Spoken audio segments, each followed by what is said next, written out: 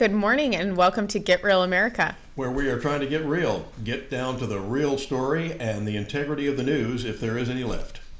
I'm Brittany Brown. I'm Bill Edwards. Welcome aboard. It's Tuesday. It's the day after Labor Day. Glad you're here. Hope you had a great Labor Day weekend. We certainly did. There was certainly lots to do. We'll get to that in just a few minutes. The police were busy as well. Yes, they were. They had Operation Clean Sweep. Did you hear about that, Bill? I did. Savannah Police Department, along with Georgia Highway Patrol, as well as several others of the several other law enforcement agencies that were involved, probably the sheriff's office and others from around the state. And this was a biggie. Yes, they had 27 arrests, 178 citations, and this is only in 2 days, and 128 warnings. So, I mean, in 2 days they had a lot going on. They also, I believe that a lot of it was for firearms, 2 stolen vehicles, and of course, a lot of drugs were involved in these busts. What a surprise. Yes. That drugs were involved. Yeah.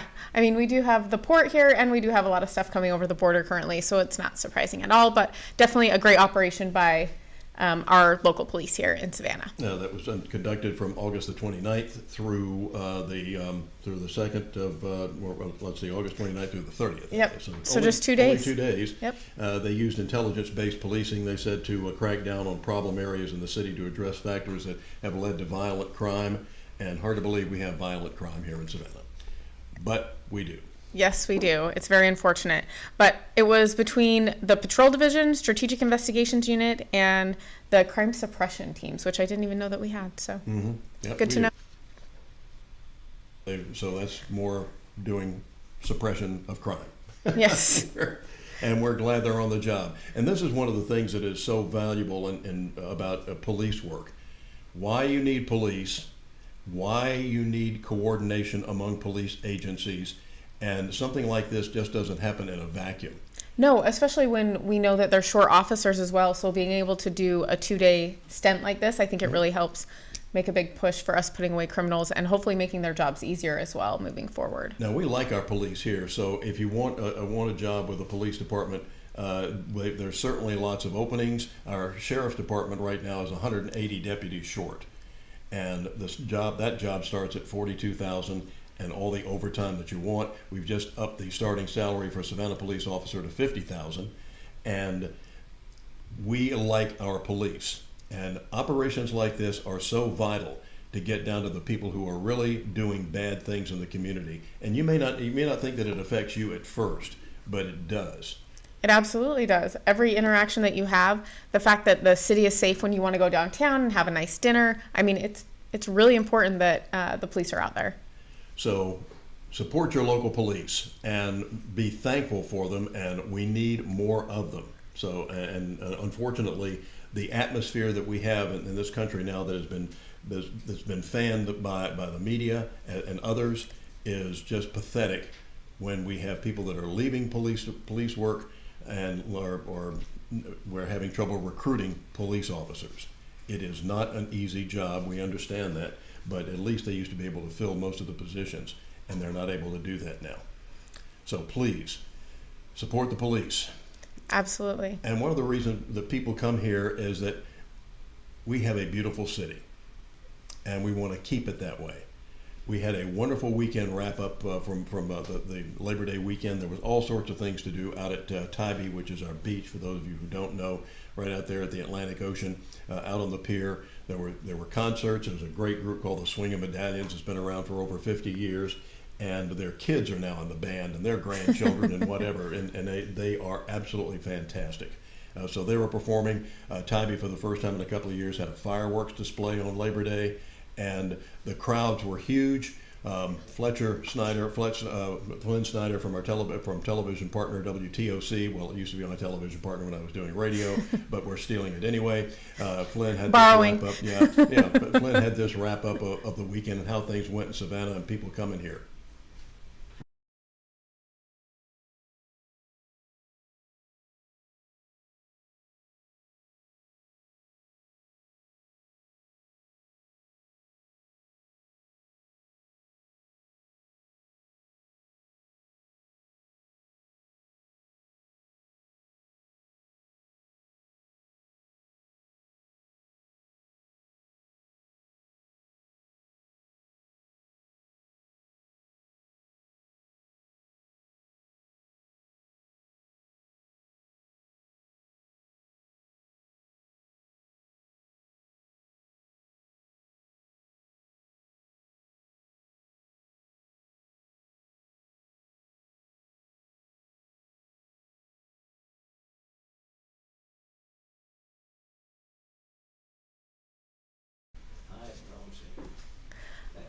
Okay, we're having a little bit of a technical issue getting that pulled up.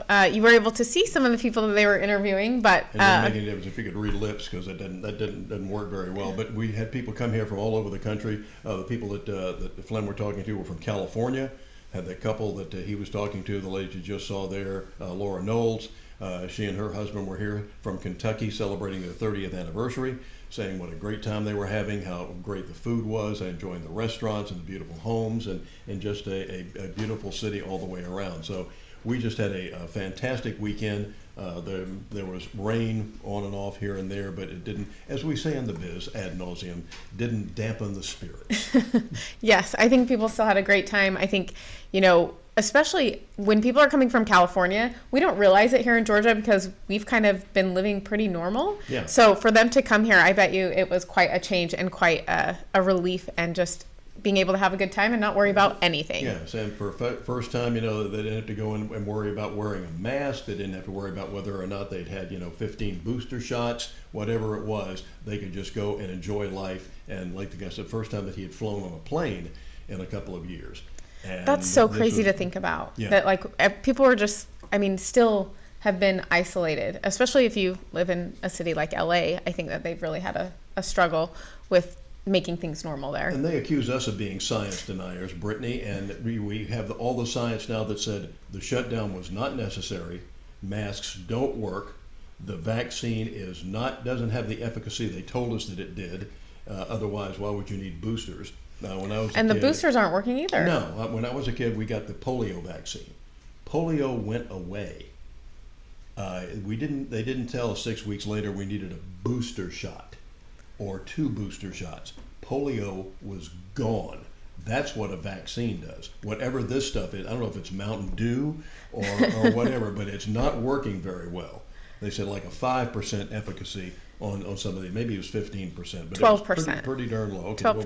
we'll split the difference. It was 12%. It was pretty darn low. Yeah, it wasn't good. So they come here, and we have this wide open, and remember how Brian Kemp and also Ron DeSantis just got crucified. They took in a the lot of media, heat. A lot of heat. for this, including, of course, the cretin that is running against Brian, Stacey Abrams. Once again, her IQ somewhere approaching, I think, double digits, but maybe not. But here's the thing with Stacey Abrams. She could live free, but she made all those kids wear masks. I don't know if you remember that photo, yeah. but it was a pretty iconic photo that I think will come back to haunt her.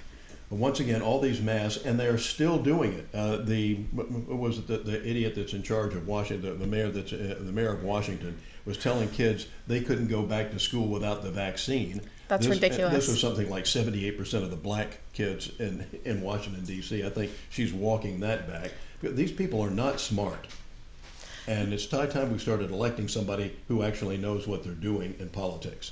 Well, I think that also, when you look at it, I think that they're just pushing to see how much they can push people and how much control they can actually take. Because when the original pandemic hit, people were like, okay, yeah, this is something we've never seen before. We're willing to do whatever it takes. And now people are like, okay, we're not playing this game with you people. We're just saying no. That once we started learning that things like this weren't working, that teachers were telling us, we're talking to a retired teacher here, 30 years in the classroom in Richmond Hill, a community right outside Savannah in another county, and she said, if the kid is wearing a mask, you can't tell what their problem is. You can't tell, if they're sitting in the back of the room, you might not be able to understand them if they ask a question. But you couldn't tell what their emotions were. And we're seeing now that because these masks are causing all sorts of problems, that if you're sitting there breathing CO2 80% of the day, that's not a good thing. No. All sorts of germs and other things start building up inside this if you don't change the mask every hour. And the cure is worse than the disease. Well, not only that, how many people do you think were actually washing those masks every day? They weren't. Like, people had them hanging like over their car mirror and stuff, and their rear view mirror. I'm like, they're just literally keeping that, like, that's gross. It's a petri dish. Yeah, it was. Is exactly what it is. It was not a good practice. And yet, but when all the science comes out and says, no, you shouldn't be doing that, they double down on it. And then they suppress it on social media. That's the best part. Yeah. So And people you weren't get getting the kicked information. off social media when you actually tell the truth. and you're told that it's alive. So great weekend that we had here in Savannah for Labor Day, and the facility, everything just wide open. You didn't have to wear a mask. Nobody asked you if you were vaccinated or not, and people ain't dropping like flies. No, and Plant Riverside actually had like a huge festival too, and they played Grease as their movie on the river. So I thought that was pretty neat. We have a beautiful place down on River Street now. The whole area beautiful, of course. But Plant Riverside just opened up almost in full last year. It is really something to come see. Yes, if It's you an haven't amazing, been, it's amazing pretty cool. place. And there are things to do. There's usually live entertainment just about any time, any day, especially on the weekends, of course. But you can sit outside and eat. They have actually in the big hotel, they actually have two bars outside, food bars outside, where one side's barbecue and chicken and things like that. The other side is seafood, and you can sit there and enjoy the great outdoors. People walking by, the people going down to the ships passing by. I was going to say that's my river. favorite thing is watching the ships come in and out. It's so cool. That is so fascinating for people that have never seen one of these big container ships live and in person. You don't realize the immensity of these things until you actually see them. Well, and how they pull them in and out. It's like incredible because you have to navigate that river, and only the people that know it ain't a do big it. river, Yeah. and those ships take up most of it. Yes. And hats off to the tugboats. My mom always used to love to go down and watch the tugboats. She thought they just worked so hard and they were just so much fun to watch. And what a job that they have. Yeah. So hats off to them, and then hats off, of course, to the people who help protect our port, and that is the Coast Guard. And they do a terrific job of making sure that our waters are safe, that boaters are out of the way. We have a lot of party boaters that come along, people, and they have to obey the rules of the road, so to speak, or the rules of the river. So one of the coolest things that I've done here in Savannah is that we did take a boat on the Savannah River and took it up through River Street, and you could hear the live music playing on the boat. And then we went up to the port. It was if you haven't done it, if you haven't gone up the river in a boat, I highly recommend it. And we have boat tours. So those of you who want to come here, we have Savannah River boat tours, and you can take a tour up and down the river. It's not a real steamboat, but it looks like one. Yes. So yes. Come on by. It's very, very cool. And have you been on a real steamboat, by the way? I have not, but I have been on the one here in Savannah. We did do a dinner night there. When I was out in St. Louis, took one where the paddle wheels actually is the mode of transportation, not propellers underneath. Yeah. It was really something to watch. This huge piston, because it looks like a big steam engine. The old locomotives. So it's worth actually going on a real one. Oh, it is. Okay. It is. It's a lot. And of where fun. did you find this stuff? This was in St. Louis. St. Louis. Okay. And down to Mississippi. Okay. All right. Coming up next.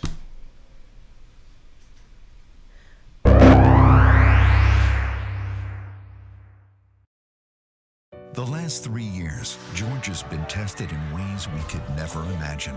And it fell to Governor Brian Kemp to successfully lead us during these troubling times. Georgia is still first in the nation for business. Our unemployment rate is the lowest in state history. Today, people come to Georgia to succeed, start a business, raise a family.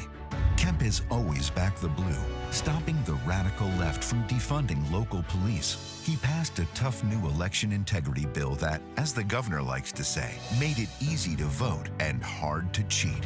And while some during COVID-19 shut down their economy, Kemp kept our schools and businesses open while keeping Georgians safe. A long list of accomplishments: fighting human trafficking, increasing teacher pay, greater access to quality health care. A governor who works for Georgians.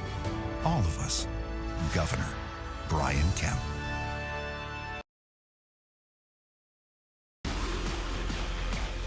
The boy.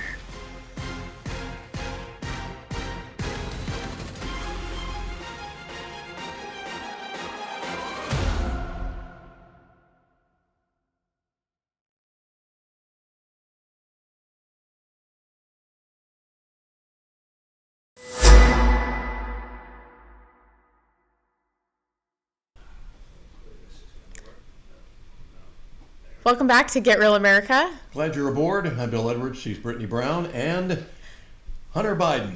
Did you just see that commercial, Bill, for My Son Hunter? I did.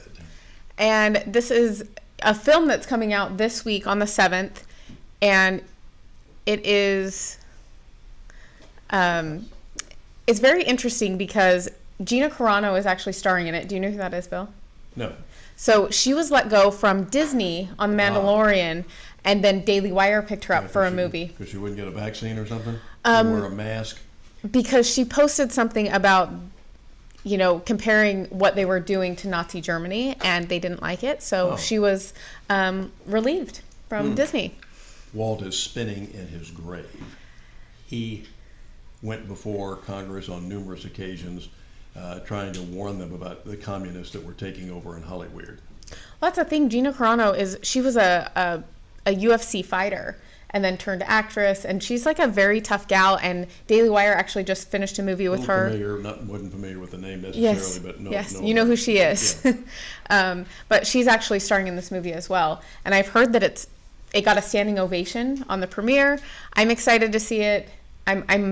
I heard that there's a lot of alluding to stuff that has been going on with the Hunter Biden situation and the family. So yeah, I'm anxious to see all the previews and the talk that they're going to be having on CBS this morning, the Today Show, Good Morning America, Morning Joke.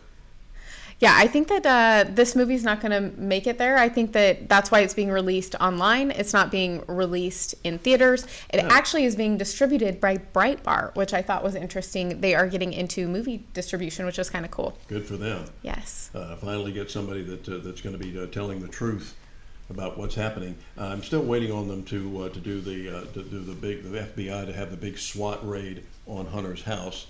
And the frogmen coming in, worried about whether or not he's going to swim away in his, get in his kayak and leave. Bill, I don't think you should hold your breath on that one. I think he has a D by his name, and he's it's the precious son of the president. Biden. Yeah. So. I'll be darned. Yeah, I don't think you're going to see that anytime soon. And it's sad that his father doesn't know about all of his business dealings and how corrupt his kid is. Otherwise, he would do something about it. Well, it makes you wonder how long he has been losing it, Bill, because, I believe he's been pictured in a lot of photos with Hunter. Those are photoshopped. Oh, Come are on. they? Oh, please! Are you falling for that? Nah. Yeah, that's all Photoshop. Uncle Joe doesn't know anything about his son's dealing. He told us that. Maybe he forgot. Maybe the dementia's really getting to him. But there are pictures. I don't think they're Photoshop, but Do we have a clip? we do not have a clip. Oh darn. Yeah. Maybe another day, Bill. We'll get some photos that are not photoshopped I can't of wait. Biden with Hunter's friends. Well, I'm glad that this movie is coming out. I hope it does some good.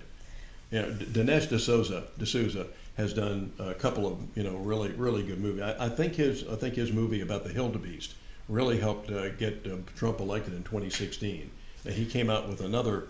This is the guy who has taken lemons and made lemonade. I was going to say, wasn't he arrested for making that film? Well, they arrested him on some trumped up charge, something so to speak. Ridiculous, yes. And when he got to prison, instead of just sulking or hiding in the corner somewhere, he actually went to these guys that were there and said, "Tell me about how things go out on the street." He actually went to school with these guys, telling them how things worked on the street, and they were giving him all sorts of advice. He may have paid them production fees. Wow. Because he got all the information from them, the tricks of the trade, and he went out and made another movie. So actually, when they threw him in jail, it was like the old Uncle Remus stories that we have here about the rubber said, "Throw me in the briar patch." Hey, I was raised in the briar patch. I know exactly what's going on here. Yeah, and he came out with 2,000 Mules too. Mm-hmm. He's a great documentarian, and he's done a lot of good movies. Well, I can't wait, and that is out when? Or is it The 7th. The 7th. It's out on the 7th. That would be tomorrow. Yes, and you have to go online and download it. But like I said, heard it got a standing ovation, and Robert Davi, he was in The Goonies, which he has some incredible stories about Hollywood and things like that, and just growing up in it, and it's been very conservative type guy. Yes. He was also in he had a cameo role as an FBI agent in Die Hard, the original Die Hard movie. Yeah, he was a bad guy, wasn't he? No, Yeah. he was an He was- FBI agent. Well, oh. now the FBI seems to be the bad guys. Yeah. Depends on how you look at it. But theoretically, he was supposed to be a good guy when they were coming in a helicopter, not realizing what was going on. But of course, now that's true to life. Yeah. Well, like I said, he's a very interesting guy, and I think that this is going to be a really interesting film. He He had a has. radio talk show that we carried here. Oh, I didn't know that. locally for a while. But He sounds like a mobster to me. But he was yeah, kind of. But it was one of those shows where he was away from it more than he was on it. It was always a guest host or something. It was very very rare when he was on it. So they finally had to say, look, if you don't have the time to do this, we really can't call it your show. So then it went away, unfortunately, because when he was on, he was brilliant. Yeah, he's interesting. Like I said, I heard an interview with him, and he's just a really interesting guy. Talks about meeting Frank Sinatra and just like his relationship with him, which was kind of interesting. So. Right. So the movie's coming out, and I can't wait to see this. And I hope a lot of people watch it. It could be a real deal changer, because had we known about Hunter 2 years ago, because the FBI had this laptop for almost 2 years at the time, so they've had it nearly 4 years now. Had the true story come out about it, Donald Trump would still be at the White House. Yeah, absolutely. I 100% agree with you, Bill.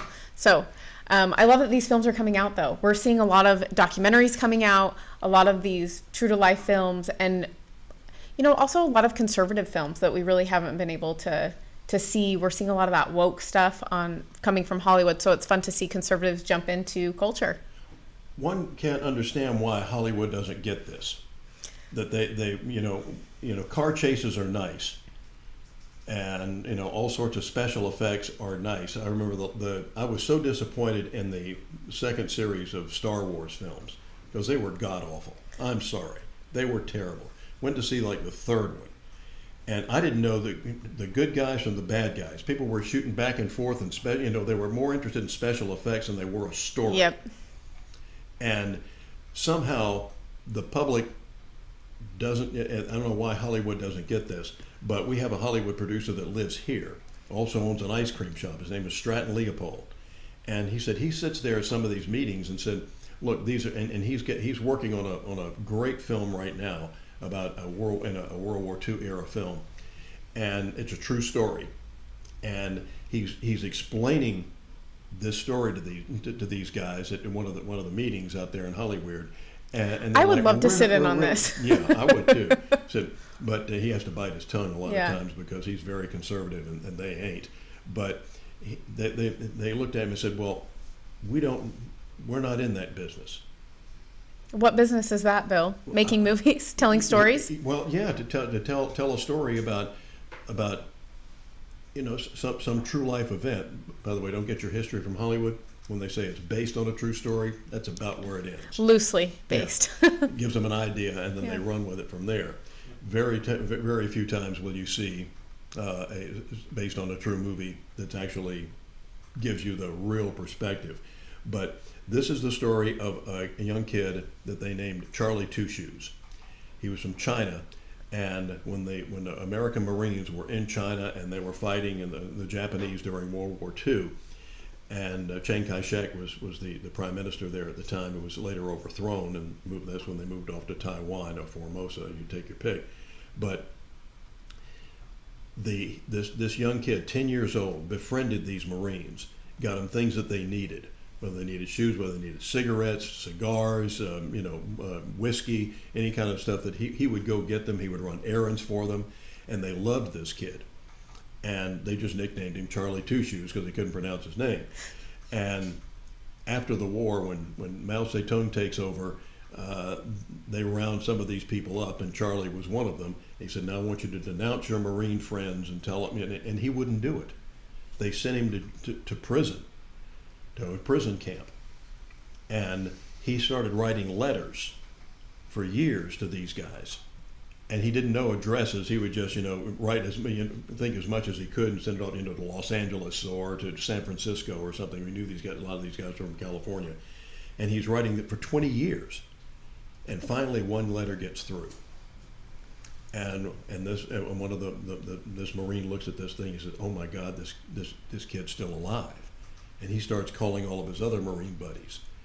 and they get a coalition together and they get him out of prison, get him over here. He now owns a farm and very successful up in North Carolina. And it's a great story. Stratton is trying to make a film about this, and Hollywood's not interested. Because there are no chase scenes. Yeah. Well, also it's a story about humanity. It's a story about also coming to the U.S. and being successful. They don't want those stories out there. That's exactly right. But isn't he still alive, Bill? Yes, he is. That's amazing. He's in his late 80s now, but still has a farm up in North Carolina. And Stratton is still working to put it together and to get funding for it, and hopefully it's going to be successful, and can't wait for it to come out. Yeah, you'll have to keep us posted, Bill. You have the inside scoop on this, and it sounds like a great story and one that Americans would love. We'll have Stratton come in here and tell you all about it. Oh, it I would love an that. Absolutely fascinating story. I love that. Mm-hmm. You're watching Get Real America. We're going to be getting real here about, hey, hats off to our friends across the river in South Carolina. They say they're not going to tax your student loans. That's so exciting, but just note that doesn't include any federal taxes. So South Carolina might save you, but the federal taxes are coming. Because the federal government never has enough. Never. And if you want to keep your money, you're selfish. You need to pay for everyone else that doesn't want to work, Bill, because it's their right not to work. Exactly right.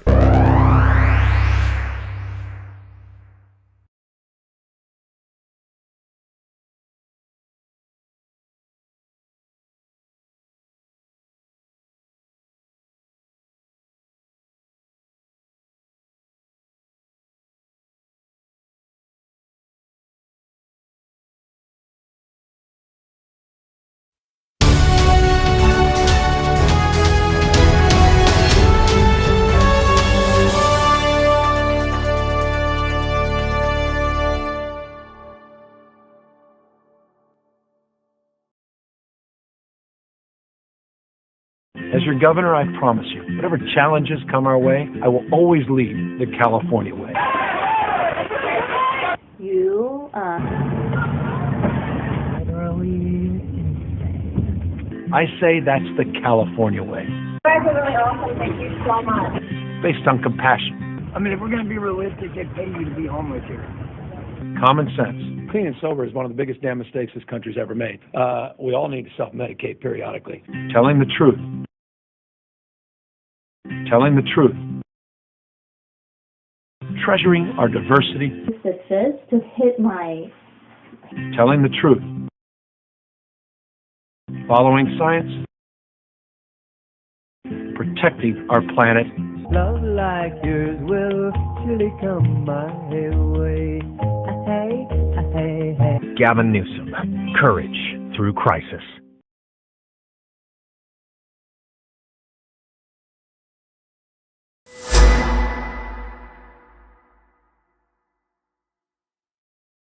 Wasteful Washington spending is killing us with inflation and sky-high prices on groceries and gas. Senator Raphael Warnock voted to allow hundreds of millions of dollars of COVID relief funds to be squandered on a luxury resort in Florida, a New Jersey soccer stadium, a ski area in Iowa. Tell Senator Warnock to start voting against reckless spending to stop inflation. Georgia families need cheaper gas and food, not frivolous luxuries in other states.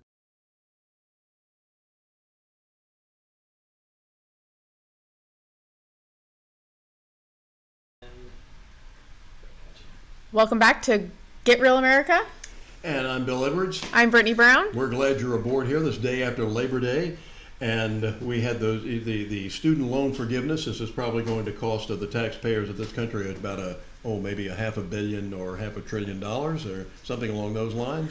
Right now, but then you think of the fact that they're not dealing with the real issue and what that will lead to in the future, because we'll have a whole new generation of people that took out loans they probably shouldn't have. Yeah, but at least the state of South Carolina says that they're not going to tax those. You will get taxed probably on the federal level. I don't know what Georgia's going to do right now. We haven't seen that story yet. But speaking of education, school is back.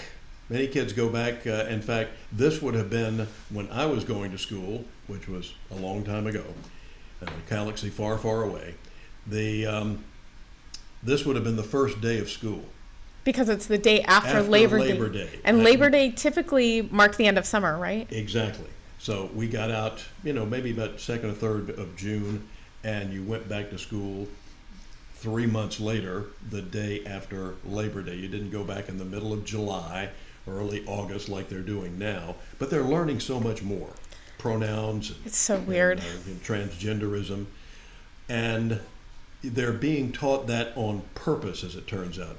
The Project Veritas, God bless them, have done another one of these undercover camera operations. Have you noticed how the lamestream media just loved undercover camera investigations until it was turned on them? And then suddenly this was the worst thing ever have been invented. Well, that's the thing. They're not even doing it to the other side. They would No. rather just report their narrative than actually do any sort of journalism. Exactly. But Project Veritas does, and there is a school, especially, they concentrated this one on a school in New York where the tuition, this is a private school in New York, that the tuition is $60,000 a year. My entire college education, I could have gone twice for $60,000. Well, and the fact that some of the reporting that's come out is just despicable. They're talking about how they're not teaching kids how to think, they're telling them what to think. And when you're paying $60,000 for an education for your child, that is not something I'm willing to pay for. How about starting teaching them something useful?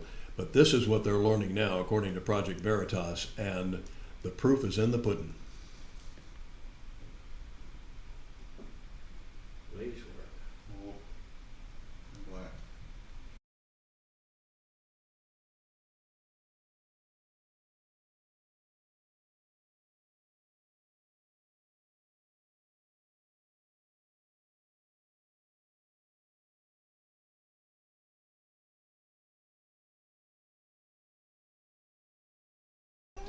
I think one of the biggest problems that we have now is that kids are taught what to think and not how to think. And I know we paint with a broad brush here. We're not criticizing or condemning all teachers. They are slaves of the classroom. I was working on my master's degree here about 10 years ago. I went into a lot of classrooms of history teachers. The subject of my master's thesis was that at the time there was something that this was during the Bush administration, they had no child left behind, was the big thing. Of course, a lot of them still were, but I said every child will be left behind if you quit teaching social studies. And I talked to one of the history professors who said he was teaching World War I history that day, and he said, I need to do this for a week. He said, I have a day to teach World War I. So when it comes to learning anything, this is pathetic what they're learning for $60,000 a year in New York. Here again, let's try that Operation Veritas story here next.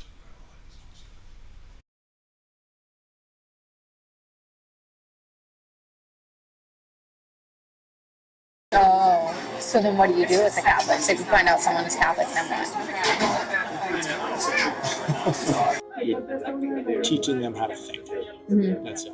It doesn't matter what they think about it. If they think about it in a logical, progressive way, that becomes their habit. So you kind of gear them to think in a more liberal way. Mm-hmm. Believe me, the hope of the more progressive teachers are actually more savvy about delivering a democratic message without really ever mentioning politics. It's subtle. They'll never say, oh, this is a liberal or a democratic way of doing this. They'll just make that the norm. And this is how we handle things. It's subtle. And that's how you get away with it? That's how you get away with it. And how do you make sure the parents don't find out? They can find out, so long as you never mention the politics. And then later down the line, you're going to vote Democrat. And you will have done a great service to our country.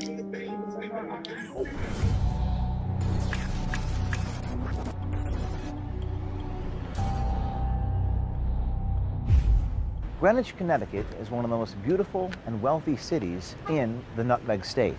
Now, what you're about to see is one assistant principal in charge of 360 students, defying state regulations, preventing Catholics or conservatives from being hired as a teacher.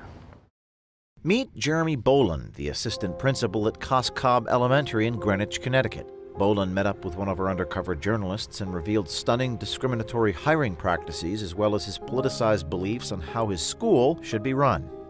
I can't get past the parents anymore. What do you mean? So the parents feel as though it's their responsibility to shape the schools, which then shape the kids. Right. So because I can't get past the parents, do I really have as much of an influence on the kids as I want? I try in my own way, but right now my job is to hire the right teachers. Do we work for the parents or do we work for the kids? You tell me. We work for the kids. So it's not about the parents anymore. It shouldn't be. I don't think. Here I am holding a copy of the Coscob 2021 to 2022 handbook. Notice how Jeremy Boland, the assistant principal's name is on here, along with recently retired principal Gene Schmidt. Now inside this handbook, we found a quote from Boland saying, quote, "Thank you for entrusting us with the care of your child," close quote. But now watch how Boland tells our undercover journalist he doesn't hire anyone who sides with parents. Ask me as if you're interviewing. Like, what are some of the questions you would ask? So, I'm trying to think exactly how I word it. So in a meeting with a parent, you propose the plan you develop for your student to develop these reading skills on these concepts, and the parent disagrees with you. How do you handle it? Okay, so if someone sides with the parent, then what? You let them explain, and then you move on to the next question. But then eventually the outcome of that, They don't get the job. Now watch as Boland reveals to our journalist how he uses a specific line of questioning during the interview process to help determine if someone is conservative, which plays a key role in his evaluation on whether to hire that individual or not. in the hiring process, how can you figure out who's conservative and who's progressive? It comes down to the stories. So typically an interview is 30 minutes, which is not a long time. So you got to be very specific about the questions. So I've developed a set of questions that I use for almost all my interviews, and it's all leading them to tell a story. So then what do you do with them? Like if they're applying for a job? You interview them, and you call them in a few days and say, sorry, we moved forward with another candidate. So like you would, I haven't hired one yet. and would you ever, you think? I don't think so. It's just that stuck mindset. I need a growth mindset. Actually, now I'm thinking about it, I think one of the questions that we might start including is something about transgender studies. Students that are effective, was it non-binary? Yeah. If you end up with a student who's non-binary, tell me how you approach that student. That's a new question. So what's the correct answer to that? You treat the student with respect, they educate that student, they get to choose however they want to identify. I'm there to support them.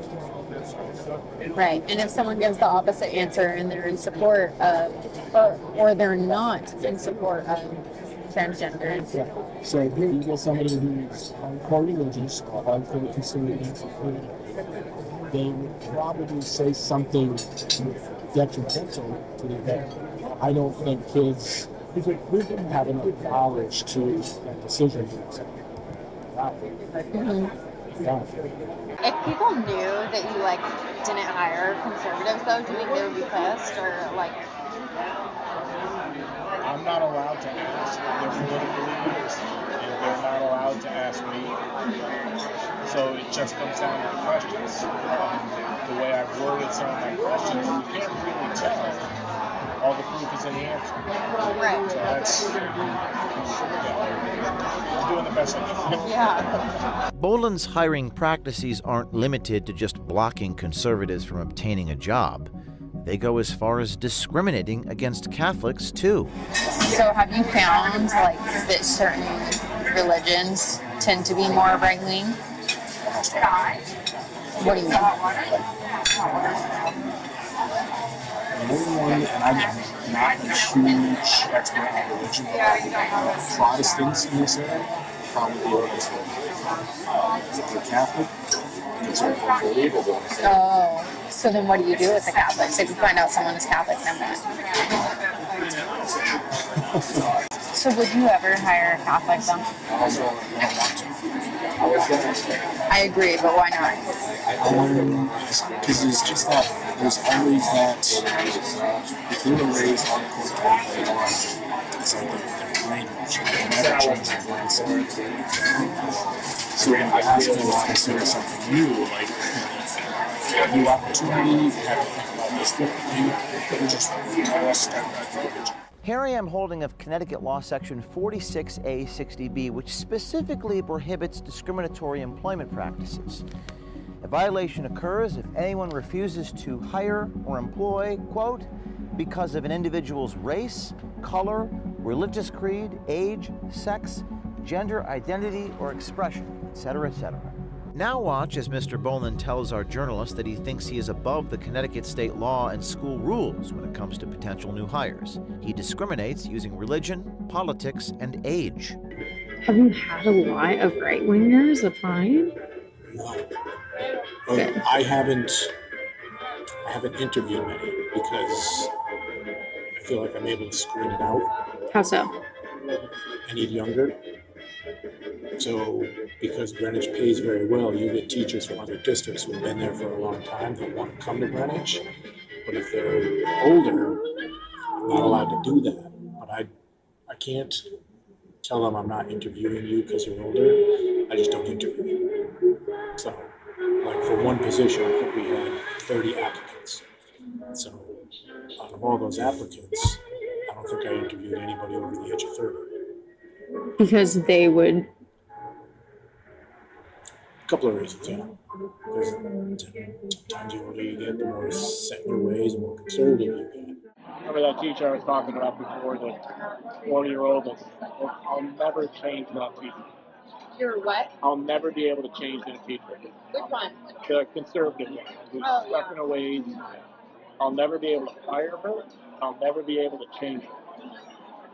So I make an impact with the next teacher I hire. So my instinct for hiring, I've hired maybe 4 or 5 people. They've been pretty good. Okay. So that's where I make my impact. In Section B5 of Connecticut's statutes, it is against the law to aid, abet, incite, compel, or coerce, or attempt these discriminatory practices. Boland is likely well aware that an educator at a public school cannot indoctrinate students with a political ideology. However, Boland disregards this basic principle and encourages, quote, subtle democratic messaging. Teaching them how to think. Mm-hmm. That's it. Doesn't matter what they think about it. If they think about it in a logical, progressive way, that becomes their attitude. So you kind of like gear them to think in a more liberal way. Mm-hmm. Believe it or not, the more progressive teachers are actually more savvy about delivering like a democratic message without really ever mentioning politics. It's subtle. They'll never say, oh, this is a liberal or a democratic way of doing this. They'll just make that the norm. And this is how we handle things. It's subtle. And that's how you get away with it? That's how you get away with it. And how do you make sure the parents don't find out? They can find out, so long as you never mention politics. You can influence them to almost like be mad at the Supreme Court in a way without telling them to be mad at the Supreme Court. So then let's talk about the Supreme Court. If 80% of the country is in favor of this law, and yet the Supreme Court just said no, what are you going to do when it comes time to cast your vote, which then has a direct influence on who gets picked for the Supreme Court? We want people that are going to listen to the people. Who listens to the people? It wasn't the conservatives on the Supreme Court. So it's little things like that. You hope those little things stick. Right, which they probably will. And then later down the line, they're going to vote Democrat. And you will have done a great service to our country. So it's like you present everything in a way that's like subconsciously influencing the kids to vote liberal in a way, but it's not doing it in such an explicit way to where the parents can actually get mad at you for it. All this begs the question, if politics and religion are supposed to be kept out of the classroom, why are these factors used in affecting Boland's hiring decisions at COSCOB? Reporting from Greenwich, Connecticut, this is James O'Keefe with Project Veritas.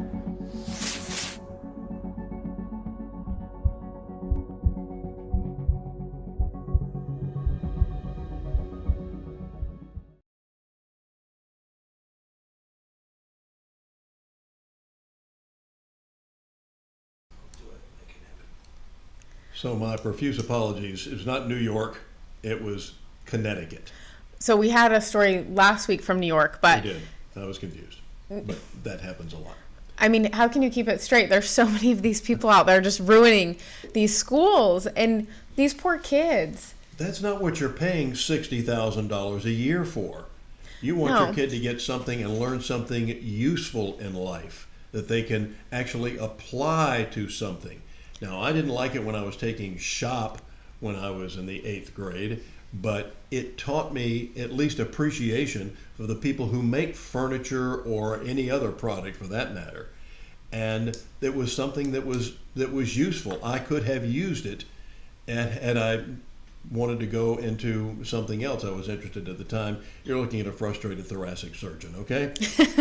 So that because organic chemistry took that changed my direction to broadcasting in a hurry, but at the same time, they are useful. Any knowledge can be used. You may not know that you need it now. When I was taking civics or when I was taking physics, what was I taking physics for? I actually landed a job teaching part-time at Savannah College of Art and Design in the video department. Physics came in handy with knowing about lighting and why we do lighting in specific ways. And so any knowledge is going to be useful, but it has to be something that's practical, that that has some sort of an application. Knowing your pronoun is not going to help you in life. Well, the fact that they're also kind of manipulating these kids and giving like subliminal messaging, if you will, so that they're kind of planting these seeds to make kids believe the way that they want them to believe instead of, number one, parents should be the ones instilling values in their kids. It should not be coming from these teachers at all, especially these young woke teachers coming out of college that are just, I mean, they're so indoctrinated to believe that there's more than two genders. And, well, that is also the case of we're seeing that, of course, in the broadcast business and our end of the business. Yeah. And the other employment abilities as well. That for example, we're talking about woke medical schools now. Yes. Well, and they're getting on board with this gender affirming care that is destroying children at a very young age. Mutilating kids. Yes, and I mean, how do you live with yourself? I don't know. There was actually a picture of a doctor, and she had just done a top surgery on a girl, and that girl was not of age. She was probably maybe 16, maybe, and they were just so happy together, and I'm like, you just destroyed that girl's life, and she doesn't even know it yet. They say that it takes 7 to 10 years after those surgeries when those people are the most depressed, and a lot of them become very suicidal. So it doesn't change how they feel. It is absolutely terrifying what is going on in our society now, and when, I don't know, I keep asking, when is corporate America finally going to grow a backbone? If I'd have been much prouder of the Ford Motor Company if they had said to the woke culture, we are not going to be building electric cars. They are a boondoggle. They're a joke. And we are going to continue to build cars that use the internal combustion engine. And that's that. But instead, they fired 3,000 people in Dearborn, and they're going to rehire them in Mexico to make electric cars in the next 10 years. And it's disgusting. We're getting ready to build an electric car plant near here. And Hyundai is building their first electric car plant right outside of Savannah. and they're looking for right now 8,000 workers. I don't know where they're going to find them, but they're looking for 8,000 workers. And the electric car is a joke. It is an environmental disaster, and it is way too expensive. And you're going to find we're going to be paying for this the hard way. And we're listening to these idiots that we have put in office that are running our lives instead of trying to do the job that they were elected to do in the first place, and that is follow the Constitution. We didn't send you up there to spend our money and take it away from people who earned it and give it to somebody who didn't earn it. We didn't send you up there so you could come up with legislation that said it's okay to kill your kid even if they've been born. Things are definitely not headed in the right direction right now, Bill. And I will say, why don't they use these schools? Kids have the most amazing imaginations. Yes, they do. And if they allowed them to think of what could you do, what would be possible, maybe we would get some more innovation too out of these kids going to these schools instead of, telling them what to think, teaching them how to think, and how, little kids and people in middle school and high school, they have big imaginations at that age. A 16-year-old sophomore a couple of years ago, after another one of the school shootings, and we're still having these issues of arming teachers as to what they ought to be doing, but he came up with this a great device that you could put in the door that would would keep the door from being opened. You would literally have to break down the door to get in this room. It slides under the door, right? And it like under latches, the door, yeah. And it latches and locks, and it's Yeah. really cool, and it cost all of it like $40. Wow. And he was making these things and selling them to schools. A high school sophomore came up with this idea. So they have great ideas. We actually have a very good public school here, and Woodville Tompkins is the name of it. And they teach practicality. They teach kids. They actually have a course in aviation. They teach them how to fly. They have a flight simulator. That's very cool. They teach them how to fly, and in that course, they have to build an airplane that works.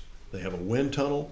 They have to put this thing in the wind tunnel, and it has to fly, or they don't pass the course. It is really cool, and a lot of other subjects that they teach along those. They have a cooking school. Paula Deen, very famous Savannah chef and an author, and she has donated all this cooking equipment. They've got the school actually does catering to parties and to groups, because these kids are in this culinary class that is absolutely fantastic. We went in there doing a tour some years ago and got a sampling of the food there, and I said, I'm there.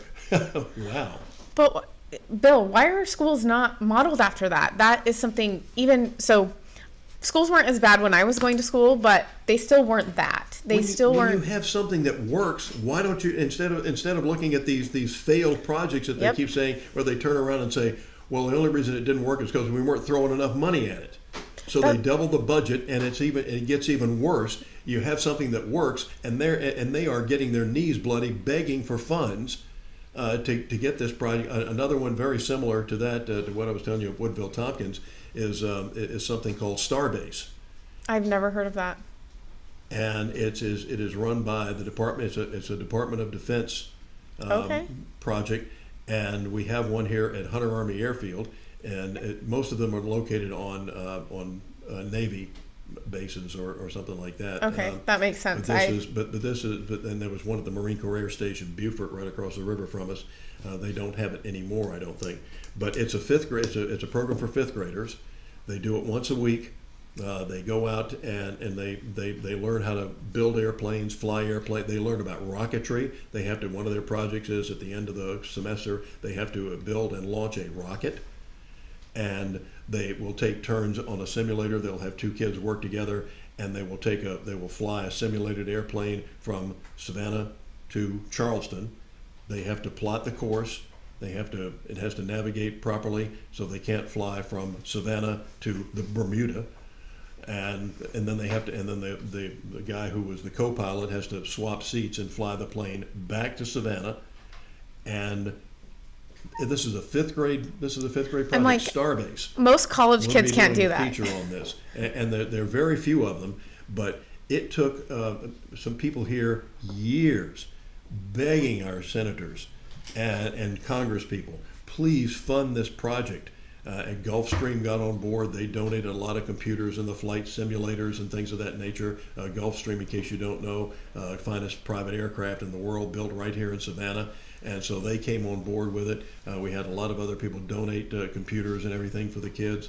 And it is a fascinating project. And it's also good with for teachers from a discipline standpoint, because they'll say, you know, if you act up in class one day, you're disturbing the class, and say, all right, you're not going to Starbase this week, and suddenly they clam up. They get on board. It was like telling the kids when you were young, if you're not nice, Santa is going to bring you a bag, going to put coal in your stocking. Hey, it sounds like a good incentive program, and also, I think at what point, like you talk about funding, but at what point do we say, okay, we're going to fund this. If it doesn't work in this amount of time, we go back to the drawing board. We adjust. Yes. Instead of just continuing to fund. I mean, these public schools have been failing for how long? I mean, 10, 15 years? Oh, at least. And, you know, Chatham County does not have good schools. The public schools here are not good. And we just keep giving them more money. Well, as I say, we do have a couple that work. One of them was what Phil Tompkins out with Savannah Arts Academy. So, coming with that, we have the the Great Uniter. Oh my gosh! Yes. Is at it again. He's always here. So we will be talking about that and a comparison after the break.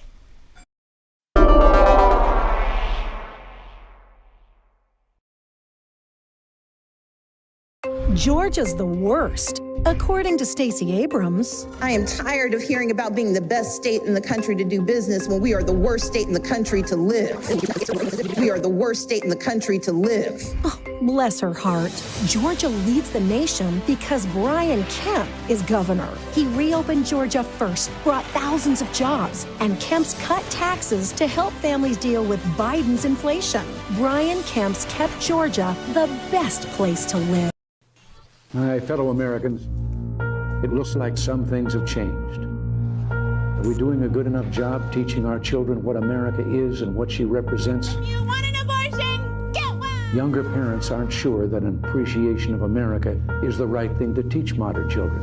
We're not going to make America great again. It was never that great. When I drive into a neighborhood and there are American flags, it's a message of white supremacy. I'm warning of an eradication of the American memory that could result in an erosion of the American spirit. We need to completely dismantle the police department. If we forget what we did, we won't know who we are. We've got to do a better job of getting across that America is free, and freedom is special and rare. Freedom of speech, freedom of religion, freedom of enterprise. As long as we remember our first principle and believe in ourselves, the future will always be ours.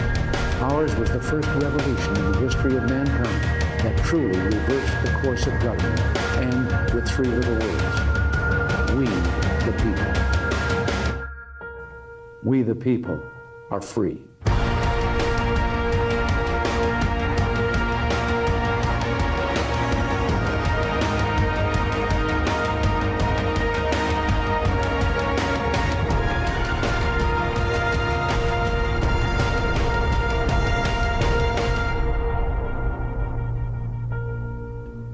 Once you begin a great movement, there's no telling where it'll end.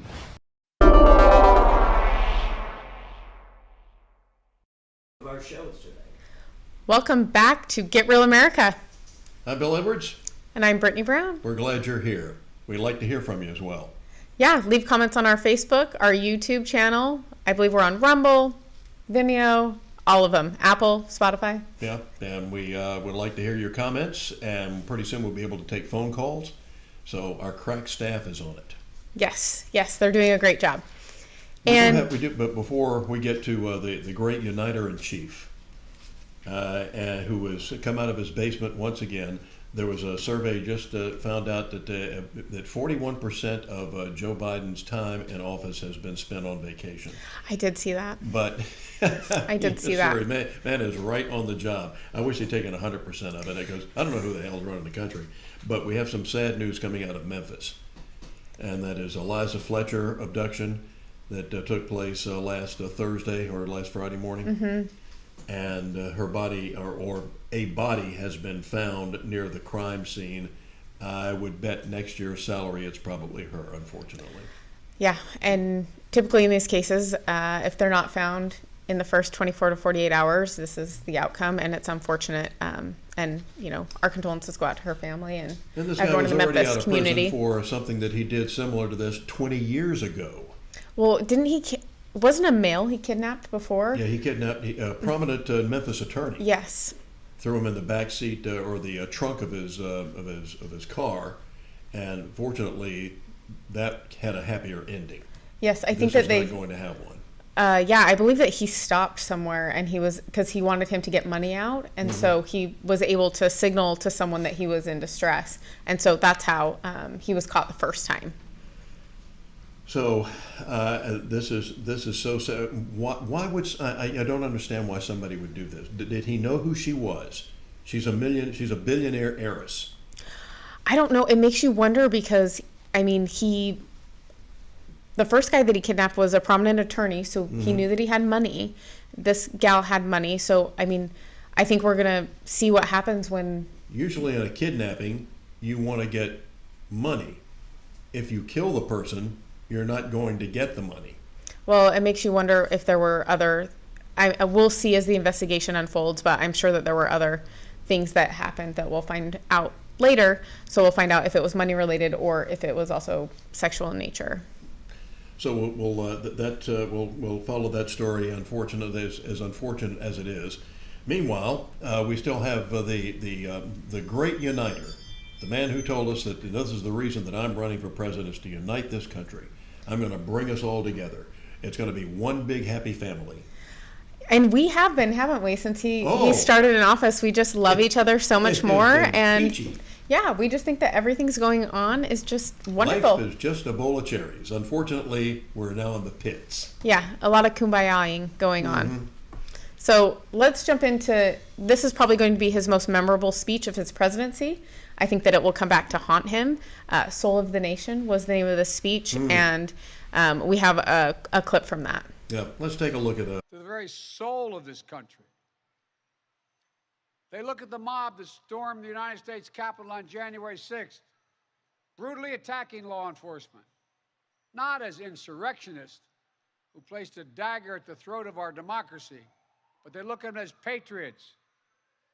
And they see their MAGA failure to stop a peaceful transfer of power after the 2020 election as preparation for the 2022 and 2024 elections. They tried everything last time to nullify the votes of 81 million people. This time, they're determined to succeed in thwarting the will of the people. That's why respected conservatives like Federal Circuit Court Judge Michael Luttig has called Trump and the extreme MAGA Republicans, quote, a clear and present danger to our democracy. But while the threat to American democracy is real, I want to say as clearly as we can, we are not powerless in the face of these threats. We are not bystanders in this ongoing attack on democracy. There are far more Americans from every background and belief who reject the extreme MAGA ideology than those that accept it. And folks, it's within our power, it's in our hands, yours and mine, to stop the assault on American democracy. I believe America is at an inflection point, one of those moments that determine the shape of everything that's to come after. And now, America must choose to move forward or to move backwards, to build a future or obsess about the past, to be a nation of hope and unity and optimism, or a nation of fear, division, and of darkness. MAGA Republicans have made their choice. They embrace anger. They thrive on chaos. They live not in the light of truth, but in the shadow of lies. But together we can choose a different path. We can choose a better path forward to the future. A future of possibility, a future to build and dream and hope. And we're on that path moving ahead. I know this nation. I know you, the American people. I know your courage. I know your hearts. And I know our history. This is a nation that honors our Constitution. We do not reject it. This is a nation that believes in the rule of law. We do not repudiate it. This is a nation that respects free and fair elections. We honor the will of the people. We do not deny it. And this is a nation that rejects violence as a political tool. We do not encourage violence.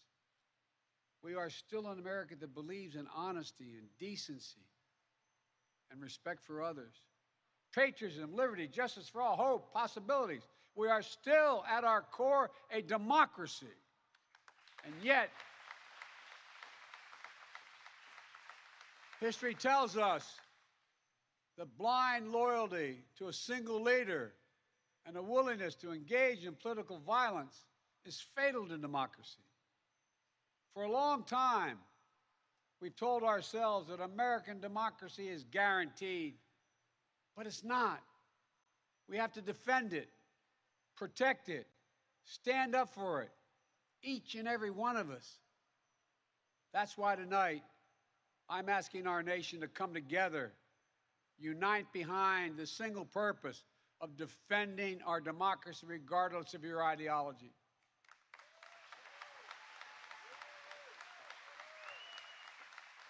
We're all called by duty and conscience to confront extremists who put their own pursuit of power above all else. Democrats, independents, mainstream Republicans, we must be stronger, more determined, and more committed to saving American democracy than MAGA Republicans are to destroying American democracy.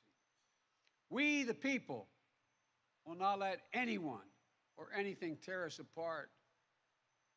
Today, there are dangers around us we cannot allow to prevail. We here, you've heard it, more and more talk about violence as an acceptable political tool in this country. It's not. It can never be an acceptable tool.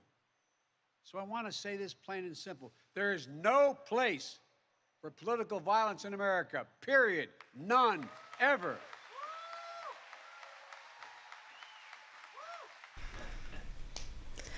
Wow, what a speech from Biden on Thursday night, wasn't it? The soul of the nation. Condemning about half of the population.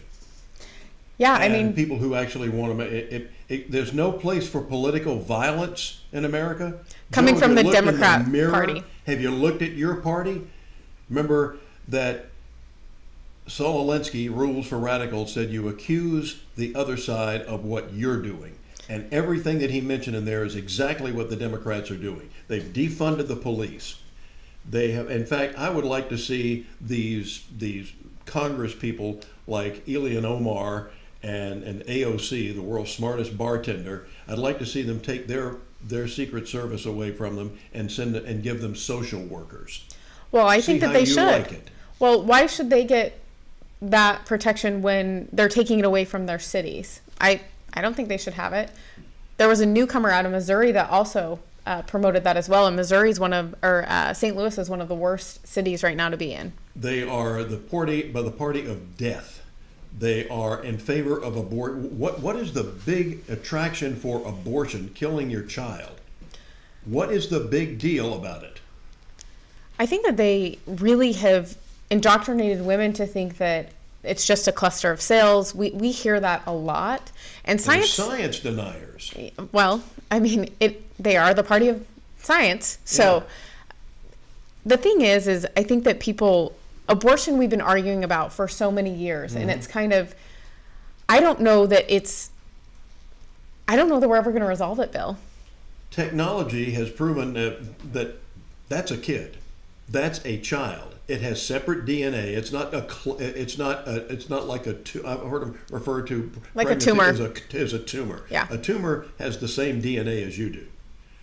The kid doesn't, and we can see heartbeats and everything else. And Abby Johnson is one of the big pro-life crusaders now. Mhm. She was one of the top lieutenants in Planned Parenthood. Why they continue to call themselves Planned Parenthood is beyond me, because killing your child ain't parenthood. No. But when she actually saw what's kind of a fluoroscope type thing of this abortion being, she'd never seen one before, even though she'd been with Planned Parenthood all these years. This guy comes in, and the doctor supposedly comes in, and he's trying to kill this kid with this probe that they insert. And she sees this child trying to escape, trying to get away, actually frightened. Her whole perspective changed.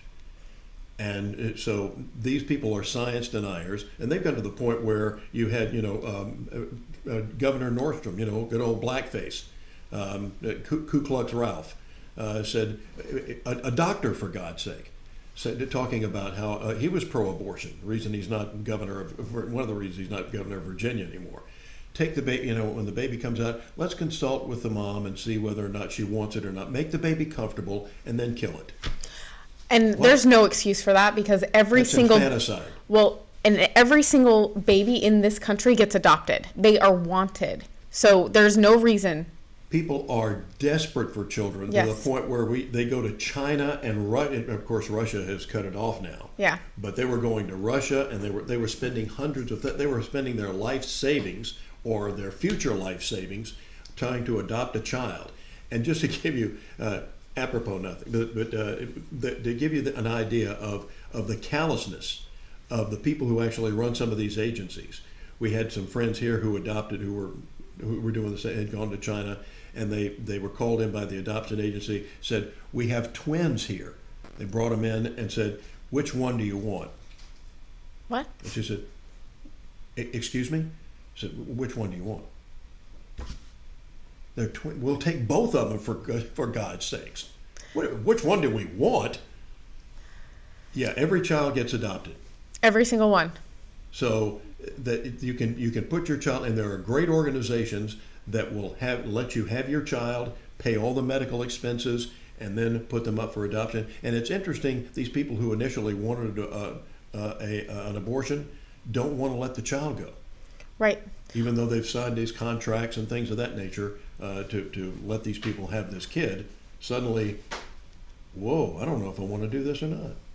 Yeah, I mean, I think we'll have a great interview with Melissa Coles this week about that, because she actually was going to have an abortion and got up off the table, and kind of how that changed her perspective in her life. I'll tell you who that is coming up right after the break.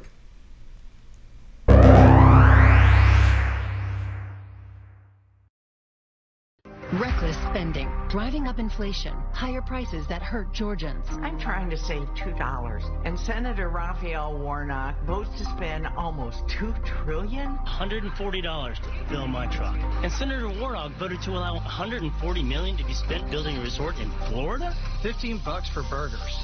Senator Warnock voted to allow $15 million to be spent on a soccer stadium in New Jersey. Tell Senator Warnock to stop voting for reckless spending. Stop. Stop. Please stop.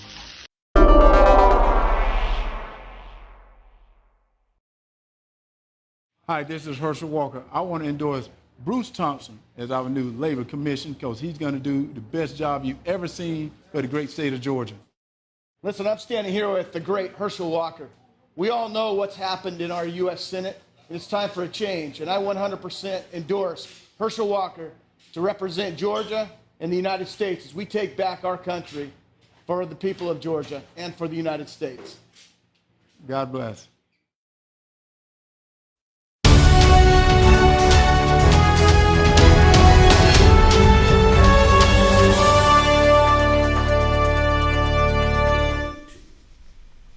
And we're back, and we were talking about Melissa Coles right before the break.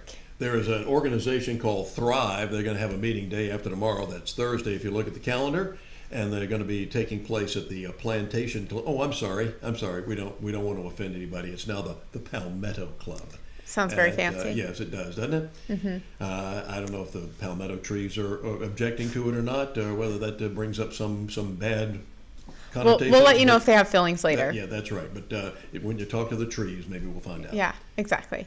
But Thrive Express is a great organization here in Savannah that really is probably what Planned Parenthood should have been, Yes. helping women really figure out if they're keeping their baby, how they can help support them in getting them diapers and just the initial things that you need when you have a child, or helping them figure out if they want to place their child up for adoption. Mm-hmm. And so they're having a great meeting a gala. Yeah, a big gala fundraiser on a Thursday night. And it has been sold out for weeks. Yes. Glad to report. Yes. Now, we may have to move this to a bigger venue so Yes. they can make more money, because they do wonderful work Yes. of helping young moms have that child and keep that child. Yep, and we'll actually have an interview with Paula this week as well, who's the executive director So we'll of have that organization. Yeah, so we'll have that for you next Yeah. week, and you can find out more about it and how to save kids, because all the surveys that I have ever done in radio and television over the years that I've been in broadcasting, that found out that most people who favor abortion have already been born. That's a pretty good survey, Bill. Yeah, I thought so too. So there was that. So we saw the Biden speech right before the break. Yeah, unfortunately. Yeah, and there was an iconic picture that came out of that as well that we showed earlier this week. Guy looked like Hitler. It was terrible optics. In Whoever fact- thought it was a good idea, it was not. Like Hitler down in hell is probably saying, "Yeah, go get him." Yes. Yeah, that's what I'd sound like something I'd do. Yes. So we also have a video showing a rally of his against another one that happened in Pennsylvania, and just the difference Did you hear the crowd? It sounded like there were at least 40 people at Biden's rally. Now you think the President of the United States is at Independence Hall to make a primetime address that, by the way, none of the networks carried live. Isn't that interesting? CBS didn't carry it. The National Barak Channel didn't carry it. The Arab Broadcasting Company didn't carry it live. They just did lowlights later and talked what a wonderful patriotic speech it was. The thing is they probably just don't know what he's going to do, and so they are like, neither does he. yeah. Neither does he. That's Yeah. That's the fun part. Let's see what It's a big he's going to surprise. do next. It's a big Yes, sir. surprise. Turned around to let's congratulate. Oh, he where is has he? a habit of doing that. And he has to be walked out to the podium by Dr. Jill, who's not a doctor, by the way. Oh, Jill Biden. Uh-huh. So I think we have a comparison that we can jump into. A crowd between. This is a Trump rally. That was also in Pennsylvania. And that's just the people who could get in. And I believe it was 10,000 people that could get in, and then I believe they had many more that were just not able to get into the At stadium. least twice as many outside. Very patriotic music playing. You see American flags everywhere. 5 years ago, we were told just because this guy's drawing crowds like this doesn't mean he's popular. Well, But the Hildebeest couldn't draw flies unless you had some rock band performing, and as soon as the rock band quit performing, You realize that? they left. And Well, now look at this. he Look at the can't- crowd for We the asked so President of the much of United you. States. is this a high So school much of- gym? They can't even pull people into a high school gym? A high school gym. Here's the Trump crowd. Screaming USA. Most patriotic people out there. Yeah. These are the people who hate democracy, trying to destroy our precious democracy and hate the Constitution. Oh, look at him cheer. Yeah. Okay, that's fun to watch. I'm sorry. It's so fun to watch people that are enjoying being patriotic and really do love the country, and that energy. You can tell the difference in the two videos, just the energy that's going on at the Trump rally versus the Biden. I don't even know if we can call it a rally. Discussion? I don't know. Glenn Beck had a gentleman on a couple of years ago during, or maybe it was during the Trump campaign, the initial one. And he said, I wanted to find, and he was a liberal Democrat, his whole family was. I think he was from New Jersey. And he said, and he came out with a book called Republican Like Me. he immersed himself in these crowds to find out what's the excitement all about? How bad are these people? And he told them who he was. And he said, I want to find out more. He said, I'm a libertarian. Do I want to, is it okay for me to come in? He thought they were going to either start beating him up or throwing him out or spitting on him or whacking him over the head with one of those horrible American flags. And they said, well, sure, come on, you can find out what it's all about. I mean, he's stunned. Now, his family is stunned, too, because they say, you're putting your life in danger, type thing. That's how bad this is. Well, when you refer to us as an extremist, Bill, and they've demonized basically most Republicans. I mean, you have the rhinos that are still out there, but a lot of people are Trump supporters, and we are nice people. We want everyone to get along. We don't want to be divisive. But we hate the Constitution. We're trying to go against the Constitution. And and remember the great uniter saying that there's no place for political discord. We got political violence. And we got yelling Biden on that. So he means serious business when he yells about it. And what did he say about the person who came from California to assassinate a Supreme Court justice? Nothing. In fact, we had was Jen Psaki still, but they were defending it. Well, these people have a right to protest. It's not protesting if you're threatening to kill a Supreme Court justice. Lee Zeldin, who I pray to God is going to be elected governor of New York, going up against this sub-moron, Kathy Hochul. Who, again, kind of like AOC, her IQ is approaching single digits. He's doing a campaign rally, and some guy gets up on stage and tries to assassinate him. Said, "You're done." If it hadn't have been for a quick reaction of getting this out of the knocking his hand out of the way, and about 5 people from the crowd crawling on stage and subduing this guy. He had a extremely deadly weapon in his hand, very sharp, could have gotten him in the carotid or punctured a lung or done some serious damage. This is a felony. This is a felony. He was released on his own recognizance less than 24 hours later. That's what they're doing in New York. It's very, very dangerous. And even though Kathy Hochul supposedly condemned it, the next day, her campaign people are putting out Lee Zeldin's campaign schedule, where they're going to be, what time they're going to be there. These people are evil. That's not a good thing to do. You're not a good person. This is a swatting type event where they're hoping that you're going to get yourself killed by suicide by police. Well, did you hear that Steve Bannon was just swatted last Thursday as well? In DC. Bannon was too? Yep. He was just swatted again on Thursday. He was swatted in early July, and he was just swatted again Thursday night. If you're not familiar with the term swatted, it means somebody calls in a false file. It calls an urgent call that somebody at your house is killing the family, threatening to kill themselves, barricading them in the house, whatever it is, and the SWAT teams go in there to see what's to go in and go on the attack and stop the situation. And it's happened on numerous occasions. So far, that we know of, nobody's been killed or shot because of it. But it's been pretty darn close, including a gubernatorial candidate right here in Georgia. Candace Taylor, and then also Marjorie Taylor Greene's been swatted twice as well. And the thing is they are Second Amendment people, and they know that. Right. And so it's far more dangerous for them to send someone in. They don't do it during the day. It's in the middle of the night. Usually they're asleep. So it's like, who is knocking on my door at midnight or 1 a.m? Now, to give you an idea, that Candace Taylor is a good old country girl, school teacher of 30 years almost, and living in a place called Baxley, Georgia. The city limit signs are on the same post. It's not a big town. No. And she gets swatted. 12 SWAT officers in the middle of the night. Where did 12 SWAT officers come from in Baxley, Georgia? This had to be well coordinated somehow.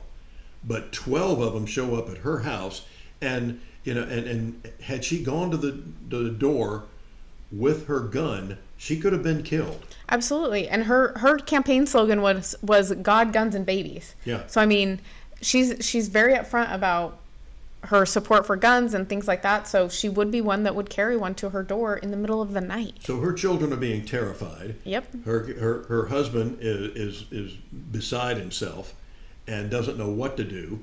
And these people show up, and finally, you know, she said, because they were told that she had killed her husband, she killed her kids, and she was getting ready to kill herself. And she said, we've been going to church together for forever. You actually think that this was a real story. You actually thought that I was doing this. I have your kids in my classes. You think that I was killing I killed my children and my husband, and I was getting ready to kill myself or go out and start shooting up the neighborhood. You actually believe this. Now, I know they had to do their job, but at the same time, this is dangerous. And unfortunately, because of modern technology, this is a double-edged sword. These people know how to make these phone calls to where it looks like it's, you know, they can make it through a computer, so it looks like it's impossible to trace. Yep. Well, and I think that's the other thing. It's gotten, I mean, only one side does this. We do not do this. We do not want to put anyone's life at risk. Once again, it's accusing us of what they are doing. Well, and not only that, Bill, it's like they're supposed to be the compassionate party, aren't they? The Yes. party that cares about everyone's feelings, but they're the ones that are attacking people on the right, putting their lives at risk, their children's lives at risk, and they don't care. They do not care. Demonstrating in front of Supreme Court justices' houses, or they're putting out they're sending Locations. out these messages on, if you spot them somewhere, you know, you're paid. We will give you $50 if you say they're spotted. If they're still there when our Militia. protesting mob shows up, you'll get $200.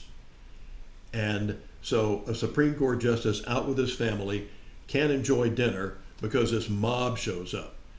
And I wish the heck that the owners of the restaurant would, you know, go out and throw hot grease on these idiots. I want to know why we're not going back to good old police tactics when we had these mobs that were having these demonstrations back during the summer of 2020. What happened to the good old days of getting the fire department out with water cannons and hitting these people? What happened? And in fact, I would like them to take water cannons and put indelible red ink in them. So That'd be when you great. hit these people, You know who they are. Yeah, the next day, you know, because they're mostly white. So you will see this red ink all over them, and it takes weeks to wash this stuff off. It's a great idea, Bill. I feel like you should be consulting these guys on Well, how I think to so, be too. successful in this. If I were the mayor of a city, and I told an unruly mob, well, go ahead and take over the police station. I know you're angry. Get it out of your system. Well, how irresponsible is that? Like the mayor of Portland, Oregon. Why this guy is still in office is beyond my comprehension, or any of these others that let Kenosha, Wisconsin burn down, or any others without calling out the cops and getting these people under control and hitting them with water cannons or mace or anything else. Yeah, I think that, I mean, we need to have the rule of law here. It's worked for decades. And quit voting for these people. I have no idea. Why do people vote against their own self-interest? If there's a D by their name, don't vote for them. Don't. Okay? The Republicans may not be a whole lot better, but they might not let your police station burn down or the rest of the town. All right. You're watching AM and whatever this is. Yeah, so Get Real Savannah. I'm sorry I did a show for 20 years called AM Savannah, and if you hear me screw up on that every once in a while, that's what's going on. So it's kind of hard to break old habits. But he's been pretty good. He's been pretty good. Yeah, and we're still trying to get real. Unfortunately, up in North Georgia, they're still trying to get real too, and we've got a lot more water coming. Unfortunately, that's coming up.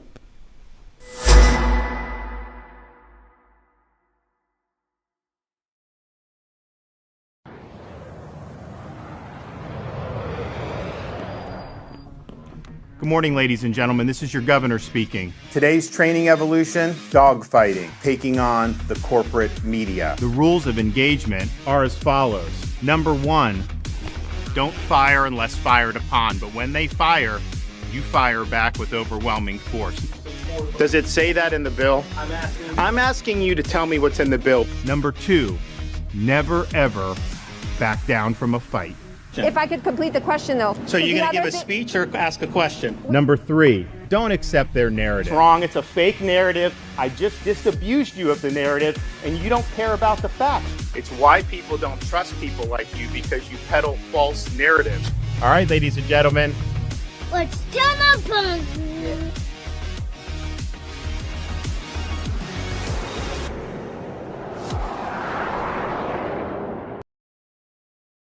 It's Independence Day, so let's talk about what's going on in America. Freedom is under attack in your state. Dictator Ron DeSantis incredibly lets you walk around without masks. That tyrant allows your kids to go to school during the pandemic, year 2 or 4, or who the hell knows. I urge you living in Florida to join the fight. Or join us in California, where we'll take the money you earn and give it to people who don't work.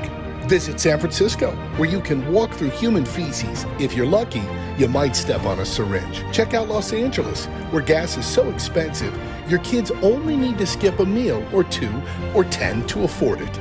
California, where freedom means lockdowns for you, while I go to the places you can't afford. Don't let them take your freedom.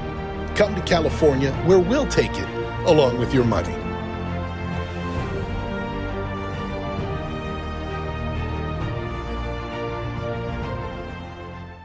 Georgia's the worst, according to Stacey Abrams. I am tired of hearing about being the best state in the country to do business when we are the worst state in the country to live. We are the worst state in the country to live. Oh, bless her heart. Georgia leads the nation because Brian Kemp is governor. He reopened Georgia first, brought thousands of jobs, and Kemp's cut taxes to help families deal with Biden's inflation. Brian Kemp's kept Georgia the best place to live.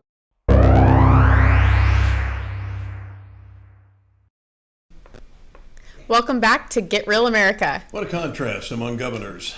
I know. I will say, I don't know why you would ever say that Georgia's the worst place to live. I love living here. Georgia is beautiful. Well, you can say it all you want to, but I wouldn't advise you to say it while you're running for governor of the state. They don't even care. They don't even care. No, they don't. They don't care. It is unbelievable. Unfortunately, we have our friends upstate are having quite the time with flooding. Chattooga and also Floyd counties up there near Rome, which is just south of Chattanooga, Tennessee, are having all sorts of issues over just heavy, very, very heavy rains over the weekend and flooding galore. And once again, our prayers go with those of you in Jackson, Mississippi, as well. They're lining up just to get bottled water. At this point, because the salination plant, the water purification plants was overwhelmed. Yeah, I believe in North Georgia, they're saying please boil your water. Please don't drink it straight from the tap. Make sure that you're boiling that water.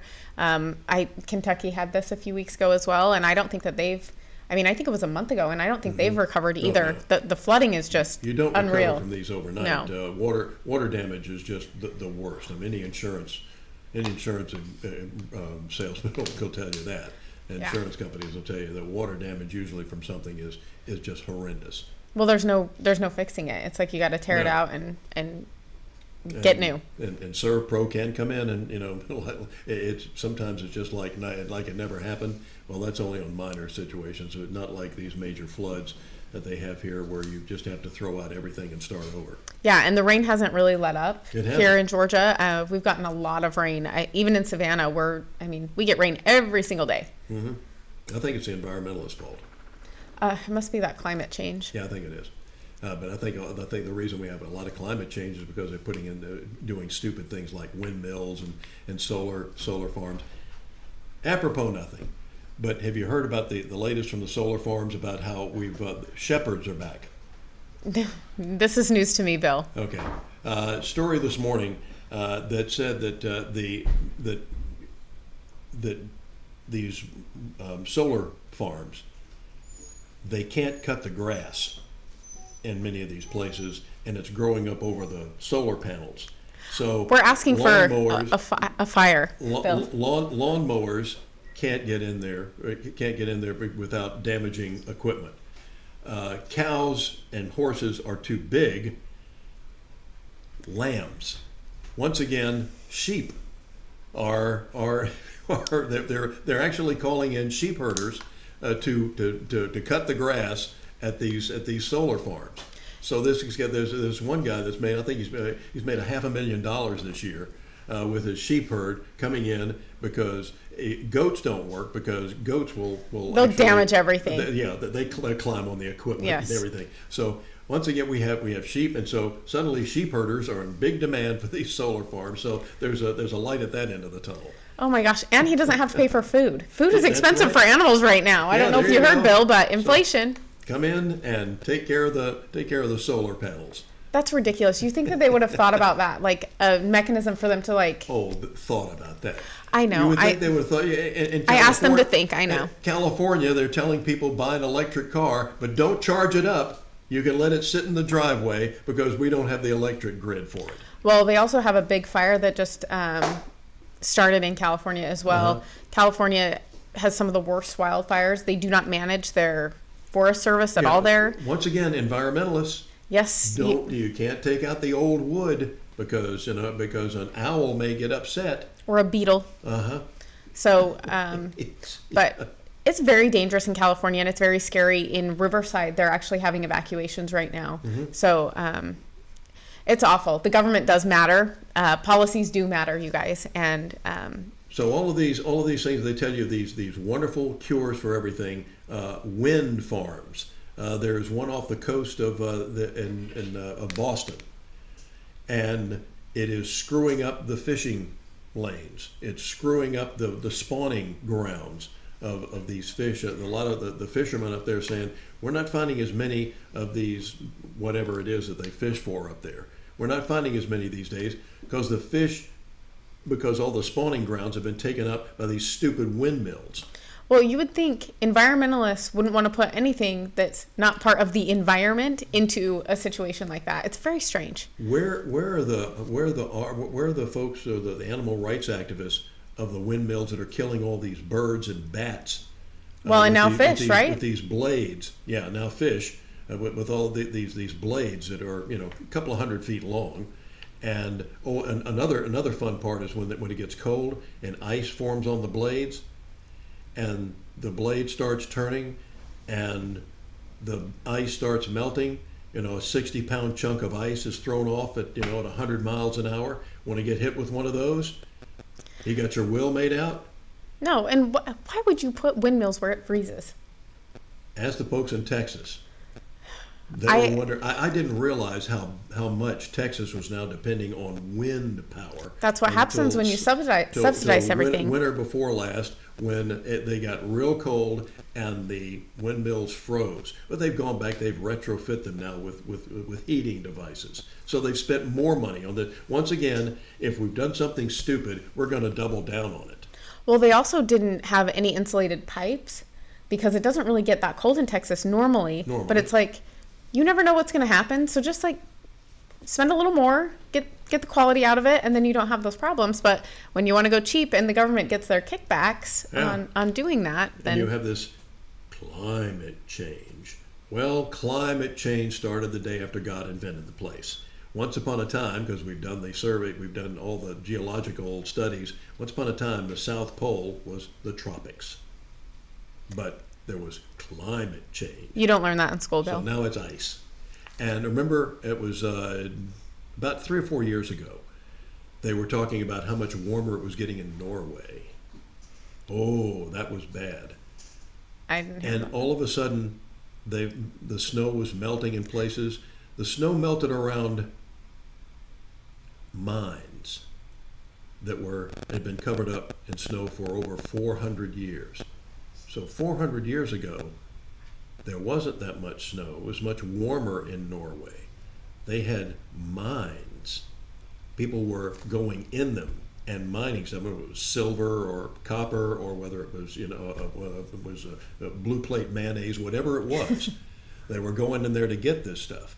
And then it got colder, and those things got covered up, and over the centuries, people forgot about them. No one ever went in. Didn't they find some artifacts there? Oh yeah, Yeah, found a lot I of thought stuff. they They did. found a lot of stuff. So it was much warmer once upon a time. Why do you think they call Greenland Greenland? Once upon a time, it was green.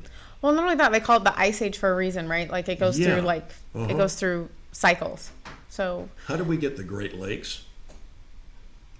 What formed the Great Lakes? I don't know. Glaciers. Glaciers. Okay. Yeah. So glaciers moved down. It got warmer. The glaciers melted. We have the Great Lakes. Climate change. That's the thing. And There's that always was going to long be before climate George change. Bush was president. Well, didn't they start this like in the 80s? Uh-huh. This shenanigans. Oh, Shouldn't we already be dead by now? It went way beyond that. I can show you I have an article from Newsweek magazine that actually used to be pretty good. That said our cooling our cooling planet. Oh, so it changes. And this was an April edition of 1976, telling us about how the planet was cooling, and that wasn't good. Then all of a sudden, 20 years later, they had the warming planet. And you could go back and you can look at the New York Slimes from back in the 1920s, and they start talking about they started talking about global warming then. And 20 years later, there was, it's getting colder. 20 years later, it's getting warmer. Yeah, I mean, it was almost like you could set your calendar by it when you started looking at these articles over the decades that warned us about climate change. So now they have to call it climate change because they can't call it global warming because it gets too cold. They were having what was it that Al Gore was having this big convention on global warming a few years ago, and they couldn't go because of a blizzard? Yes. Well, that's why it's ironic, right? I think the thing for me is, so they just have to call it climate change now so they can change on a dime. Whatever it is. Whatever fits their narrative so that they can. That's what's the problem. Yes. I mean, so you can't really win. There's no winning argument when you talk in a circle, right? Exactly. I mean, they have us on the word games, Bill. They do. Circular arguments are marvelous. And of course, now they're having circular firing squads where you've got the liberals that are firing up against the liberals. And it's interesting what we're seeing as this political now we're going down the home stretch here. I think you're going to see the polls probably change dramatically because this is when people really start getting interested in politics. We're a little better than 60 days out from the November elections. I heard it's going to be a crazy ride, Bill. I think that we're going to have more than one October surprise, and I think that they're going to bring the big guns. Yeah, they are. We'll talk about it with the Hollyweird left and how much money they're spending on all this coming up right after the break.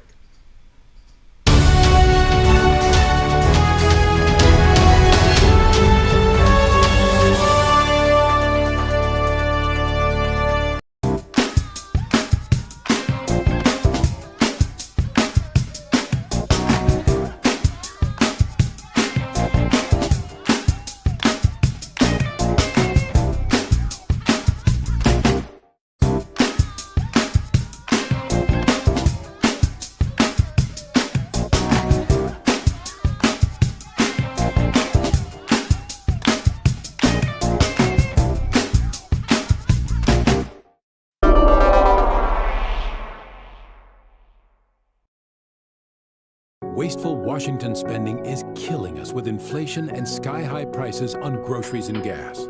Senator Raphael Warnock voted to allow hundreds of millions of dollars of COVID relief funds to be squandered on a luxury resort in Florida, a New Jersey soccer stadium, a ski area in Iowa. Tell Senator Warnock to start voting against reckless spending to stop inflation. Georgia families need cheaper gas and food, not frivolous luxuries in other states. First of all, what I can do to make things better is bring people together. I love this country. I believe in peace through strength. If we have no strength, we're gonna have no peace. I believe in backing the blue. I believe in the Constitution. I believe that everybody should have a chance to have their faith. Do we have problems? Yes. Can we solve them? Yes. Georgia is my family. The United States is my family. So I'm going to fight and take care of them. I'm Herschel Walker, and I approve this message.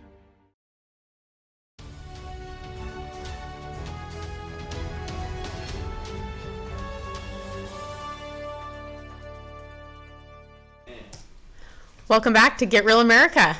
As we head down the home stretch here, we're talking about politics. You just saw the two senatorial candidates for the state of Georgia as Raphael Warnock was filling out the rest of the remainder of the term of Johnny Isakson. Yes, and I will say Warnock has voted, I think, 98% of the time with Nancy Pelosi, which is never a good thing for Georgians. The only time that he has actually voted on something that is important to our state and to our country is that he is interested in keeping open the Combat Readiness Training Center here in Savannah. They were trying to close that down. Why they thought that was a good idea is beyond my comprehension, since they were just finishing up something like a $24 million state-of-the-art hangar here. These are the Combat Readiness Training Center here, also known as the Air Dominance Center, is one of the most precious commodities that our military service has. It trains fighter pilots, and how each of the services coordinate with each other. Fighter pilots come from all over the world here. Our NATO allies come in here to train. It is vital from the standpoint of that it's on the coast, so we can train over water. We do refueling operations. We're also very close to a bombing range that is available so the pilots can go on bombing ranges. And that is so they can take target practice. And they were thinking about closing this thing down on budget cuts. And Warnock and our other empty suit up there, John Ossoff, actually are on board with keeping this thing open, along with our Congressman Buddy Carter and others, who are saying how vital this is. I think military commanders have even jumped on board and said, for God's sakes, you can't close this thing. There are only two or three in the country. But the importance of ours is that we don't have a lot of air traffic in this area, so the planes can get out. And so we coordinate with Marine Corps Air Station Beaufort, where the Navy and Marine pilots are, and they come in here and our transport planes, and everybody works together and coordinates, so we're all on the same page. And we do these combat operations on how we are going, with dogfighting or anything else. So like we said, refueling operations. I went on one of those refueling operations one time. That was unbelievably fun. I bet you it was really cool. Let me just tell you, the Maniacs were here. That's the Maine National Guard, Air National Guard. I was like, wow, yeah. Maniacs, huh? What happened? They had converted Boeing 707s that were fuel planes. I had a friend who was the commander of the 165th Airlift Wing here, of the Georgia Military National Guard, and Air Force National Guard. And he said, "You want to go out on one of these missions?" I was doing television at the time. Said, "You want to do a little story?" And I said, "Oh, twist my arm." So I get on board with these guys, and they were so much fun. And when you go into the back of the plane where the boom is, where the planes get refueled, and there's a huge plexiglass or whatever that stuff is in the back. So you're looking down. So we're out over the Atlantic Ocean, and we're about probably 50 miles off the coast, and there's going to be a fueling operation with F-16s. And I'm watching, and all you can see through this as you're looking down, you're looking down at about 5,000 or 15,000 feet at the Atlantic Ocean, and it almost looks like a still photograph. That's pretty cool. You don't see anything except just water and a few little white caps here and there, the little ripples at that height. I didn't know the planes were coming in at the time because there's no peripheral vision. You see this, so you're not seeing over here. You're not seeing over here. And the first plane comes in. So I'm actually shooting what this guy's doing, and the boom comes down, and all of a sudden this F-16 comes zip, and they're like, my heart leaped in my throat. We're doing, probably 300-400 miles an hour, and here's this fighter plane and it just looks like he's standing still. Oh my gosh! They're matching speeds, and then the boom comes down and hits the the gas tank or whatever they call it in the jet, and pulls away, and he drops off, and all of a sudden, zip, here comes another one. I was like, gee whiz. It was so much fun. What a cool experience. It was. And, So cool. and to lose that facility would be a travesty. It trains so many pilots. It is, and it's state of the art. I mean, it is first class. And when we have several hundred pilots, what it does for the economy of this area, because when these guys come in, they go to restaurants, they go to movies, they shop downtown. They have to be, they have a lot of stuff catered. So the caterers do very well in the 2 or 3 weeks that they're here for the operation, and it is something, but it is vital for the training of these pilots with F-22s, F-16s. I mean, everything is out there. That's awesome. So please, let's keep that open. Yes, so they did one good thing. So we'll give them credit there. We will give them credit. Warnock's on board with that one. Other than that, I can't imagine. He wants. This is a guy. He's a minister, right? Isn't he supposed to be a minister? A quote unquote minister, I would say. In fact, what church is he supposed to be the minister of? The one in Atlanta? Yeah. A very famous church in Atlanta where who used to be the preacher? I think it was Martin Luther King. I isn't believe it? you're right.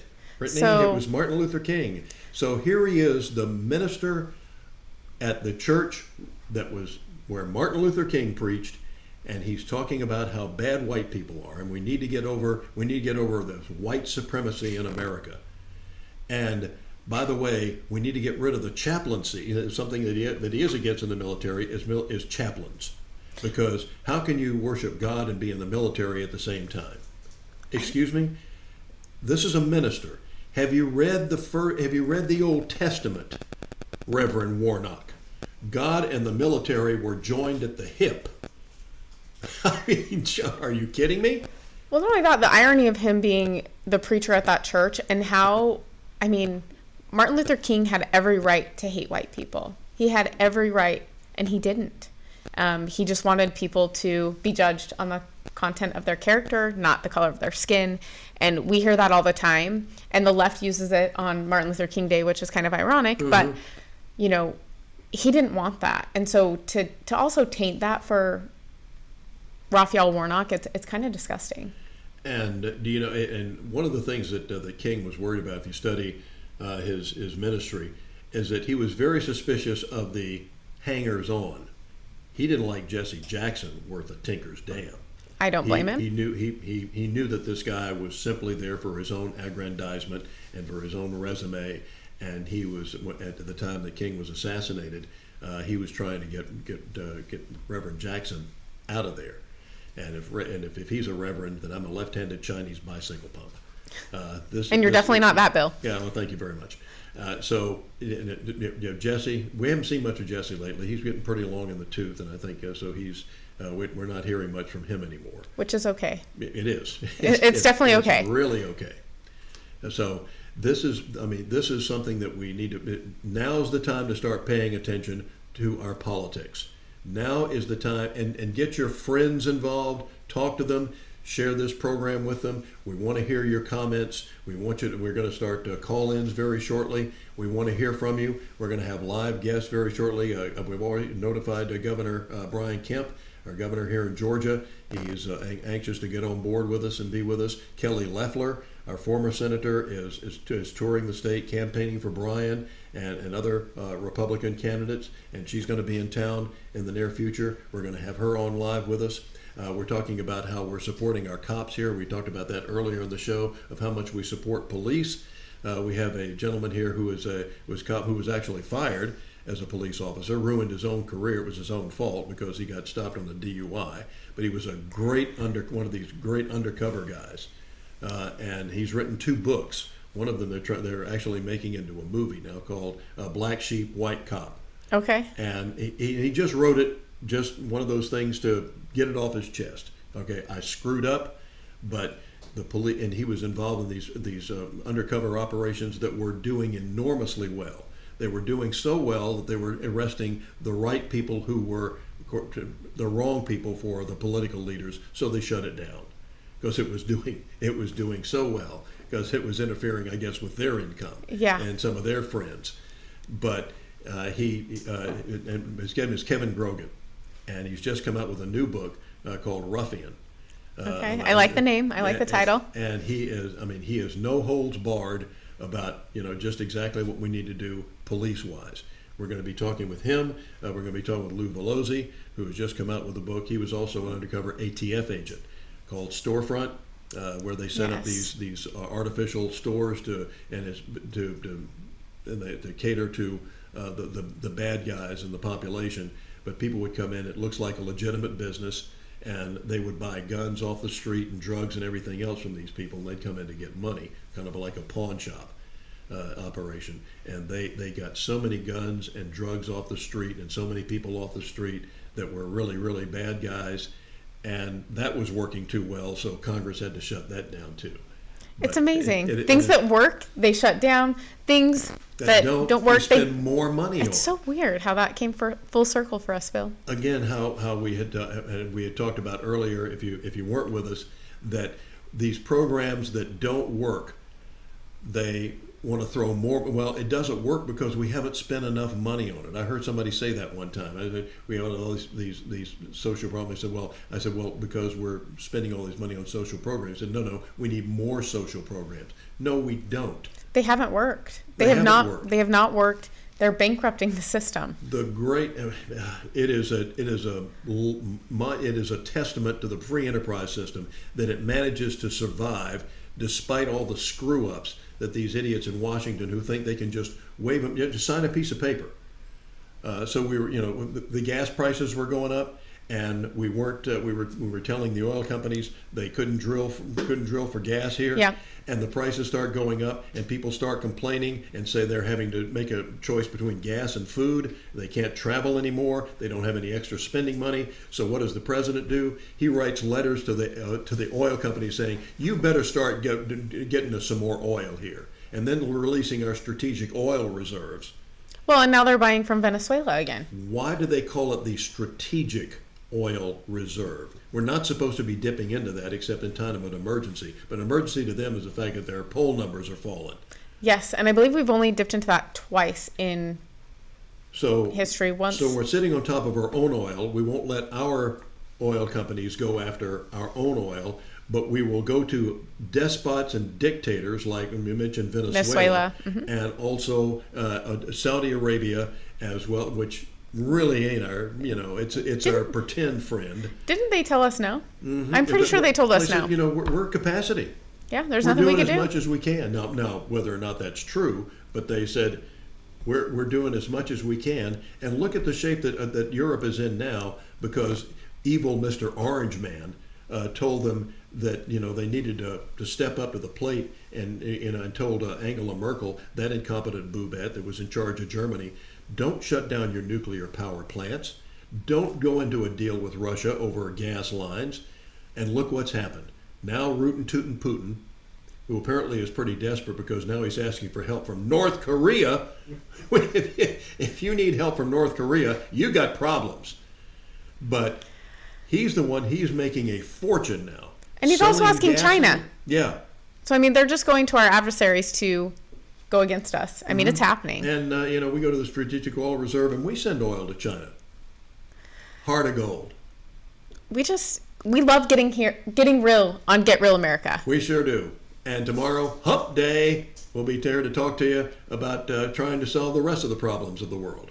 Can't wait. So make sure you follow us on YouTube, Vimeo, Rumble, and check us out on Apple and Spotify. On Facebook, and send money. Yes, all the things. Give us a comment. Let us know how you guys are feeling about the show and what we could do better. Hasta mañana, a little Spanish lingo.